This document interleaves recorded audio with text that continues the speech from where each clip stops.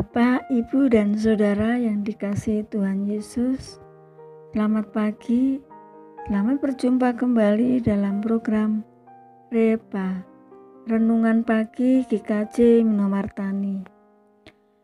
Hari ini kita akan membaca dan merenungkan sabda Tuhan dalam kitab Yeremia pasal 33 ayat 14 sampai 16 yang demikian. Sesungguhnya waktunya akan datang, demikianlah firman Tuhan, bahwa aku akan menepati janji yang telah kukatakan kepada kaum Israel dan kaum Yehuda. Pada waktu itu dan pada masa itu, aku akan menumbuhkan tunas keadilan bagi Daud. Ia akan melaksanakan keadilan dan kebenaran di negeri. Pada waktu itu, Yehuda akan dibebaskan dan Yerusalem akan hidup dengan tentram. Dan dengan nama inilah mereka akan dipanggil, Tuhan keadilan kita. Amin.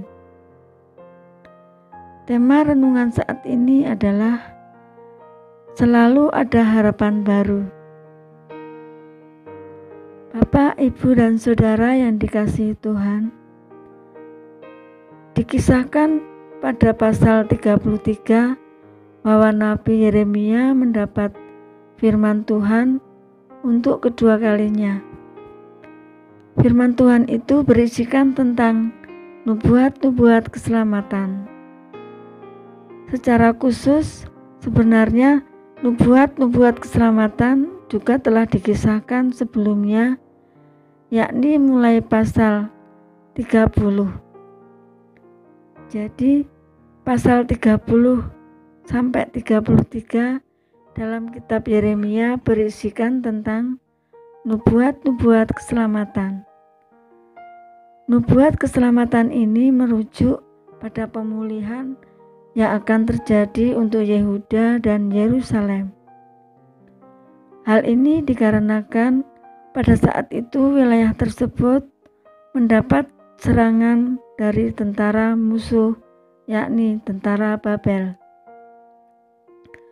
Bahkan dikisahkan terjadi kengerian di sana-sini pada wilayah tersebut.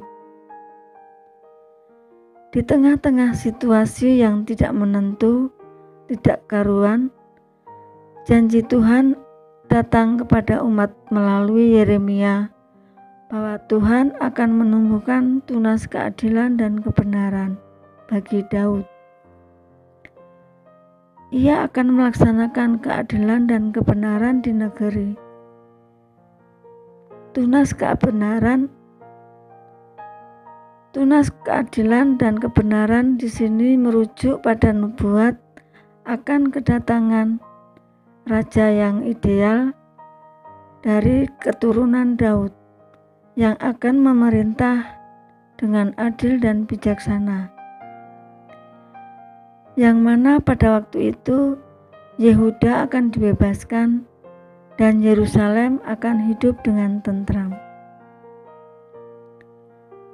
Menarik untuk kita perhatikan yaitu fase waktunya akan datang, bahwa aku akan, ayat yang ke-14, pada waktu itu, pada masa itu aku akan, ayat 15 sampai 16. Dari fase tersebut kita melihat penekanan bahwa Tuhan akan campur tangan dalam sejarah Yehuda. Nubuat tentang keselamatan yang disampaikan Yeremia memampukan umat tetap bertahan dan berjuang di tengah-tengah kerapuhan yang ada. Hanya saja umat diminta untuk menunggu kapan akan datang saat-saat tersebut. Menunggu dengan penuh pengharapan akan janji Tuhan. Bapak, Ibu, dan Saudara yang terkasih, hidup kita saat ini rasanya masih carut-marut, akibat pandemi COVID-19. Kita masih berada dalam proses pemulihan yang rasa-rasanya sangat berat untuk ditempuh. Dalam situasi seperti ini, sangatlah tepat jika kita juga membangun keyakinan bahwa Tuhan akan terus campur tangan dalam proses pemulihan yang sedang kita jalani tersebut. Dengan begitu, semoga kita mampu dan setia untuk menapaki setiap tangga yang mesti kita lewati. Ya, mungkin kadangkala kita merasa lelah dan gundah, namun dalam setiap rasa itu selalu ada harapan baru. Amin. Demikianlah renungan hari ini. Selamat beraktivitas, teriring berkat Tuhan.